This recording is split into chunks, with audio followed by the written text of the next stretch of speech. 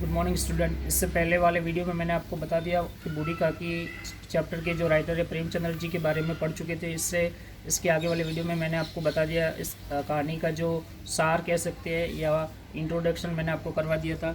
इसको अब थोड़े अलग भाग में हम देखते हैं। इस कहानी में आपको पता होगा जो मेन पात्र है वो बूढ़ी काकी है, और इसके अलावा आप देखोगे बुद्धिराम है, बुद्धिराम की वाइफ रूपा है, ठीक है, और उनके बेटे का नाम मुखराम है, लाडली है, ठीक है। ये मेन पात्र है। इसके अलावा आपको आगे हम पढ़ते हैं कि बुढ़ापा बहुधा बचपन का पुनरागमन हुआ करता है।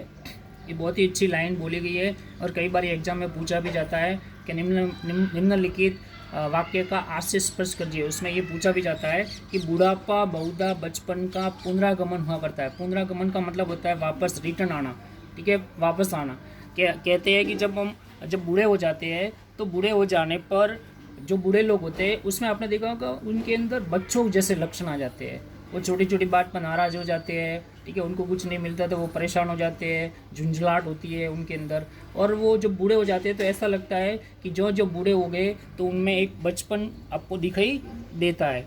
बूढ़ी काकी में जीव के स्वाद के सिवा न और कोई चेष्टा शेष थी, और अपने कष्टों को आकर्षित करने का रोने के अतिरिक्त कोई और दूसरा सहारा ही है। बूढ़ी काकी थी, उसमें जीव के स्वाद मतलब उनको खाने के अलावा और कोई उसमें प्रतिक्रिया या शेष नहीं रहती।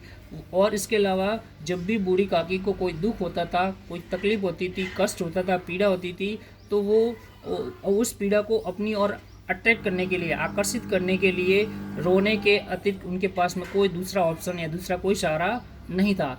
समस्त इंद्रियां, हाथ और पैर जवाब दे चुके थे, और उनकी बॉडी की जितनी भी इंद्रियां है वो सब हाथ पैर जवाब दे चुके थे। हाथ पैर जवाब दे चुकने का मतलब होता है वो अपना सब जो उसके पैर है एज के कारण बिल्कुल शरीर के अंग काम नहीं कर रहे थे, वह हमेशा ज़मीन पर पड़ी रहती थी। और घर वाले कोई बात उनकी इच्छा के प्रतिकूल करते, भोजन का समय टल जाता और उसकी मात्रा कम होती, अथवा बाजार से कोई वस्तु आती और न मिलती तो वे रोने लगती। उनका रोना सिसकना साधारण रोना न था, वे गला फाड़ फाड़ कर रोती थी। इसमें बताया गया है कि जब भी उनको ज़मीन पर वो पड़ी रहती थी, इसके अलावा घर के जितने भी मेंबर है उसकी इच्छा के प्रतिकूल, प्रतिकूल का मतलब होता है जो उसको काम करना था उसके विपरीत काम करना। ये प्रतिकूल, इसका ऑपोजिट होता है अनुकूल, ठीक है। प्रतिकूल करते मतलब वो जो काम बोलती उसका उल्टा काम करते।